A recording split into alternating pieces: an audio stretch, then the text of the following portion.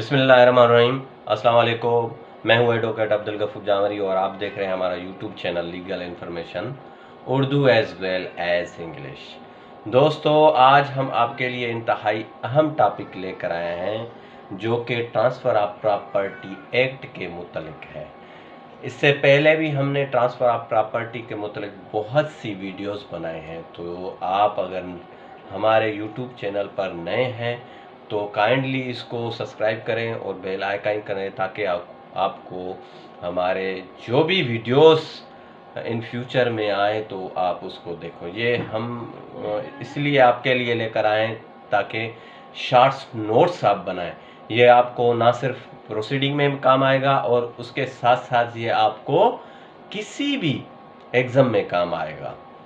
तो चलते हैं हमारे आज के टॉपिक की तरफ। आज का जो हमारा टॉपिक है वो है ट्रांसफ़र ऑफ प्रॉपर्टी एक्ट के section 56 of transfer of property act. Section 56 ये मार्शलिंग के हवाले से है कि मार्शलिंग है क्या, और मार्शलिंग के हवाले से दो सेक्शन दिए गए हैं ट्रांसफ़र ऑफ प्रॉपर्टी एक्ट में। एक जो है 81 सेक्शन और दूसरा है 56 सेक्शन। तो आज हम इसको ब्रीफ करेंगे 56 सेक्शन को कि मार्शलिंग है क्या, और उसके बाद हम इन दोनों सेक्शन को ब्रीफ करेंगे कि what is different between section 56 और section 81 of transfer of property act. तो चलते हैं आज के हमारे टॉपिक की तरफ के मार्शलिंग है क्या।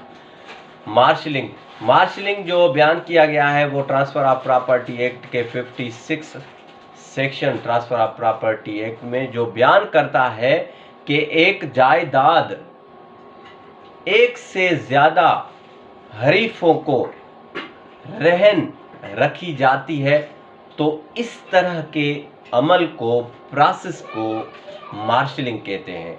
फॉर एग्ज़ाम्पल हम आपको एग्ज़ाम्पल देते चलें कि फॉर एग्ज़ाम्पल मैं ए हूँ, मेरे पास 2 पेट्रोल पंप्स हैं और मुझे फंड की ज़रूरत थी तो मैंने दोनों पेट्रोल पंप्स बी को मार्गेज कर दिया है।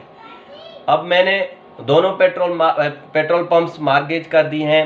अब कुछ अरसे के बाद मुझे फंड्स की और मज़ीद ज़रूरत पड़ गई है और मैंने वहाँ से एक पेट्रोल पंप सी को मार्गेज कर दी है, और अब मैंने 2 पेट्रोल पंप्स में से एक पेट्रोल पंप सी को दे दिया है और दोनों बी को दिया है। तो इस हवाले से जब मैं बी को अपने जो है रहन की तारीख डेट पे जो है पेमेंट नहीं देता, मार्गेज पेमेंट नहीं देता, तो उसको बी को राइट है कि मेरी प्रॉपर्टी को कोर्ट में से डिक्री लेकर वो सेल कर सकता है।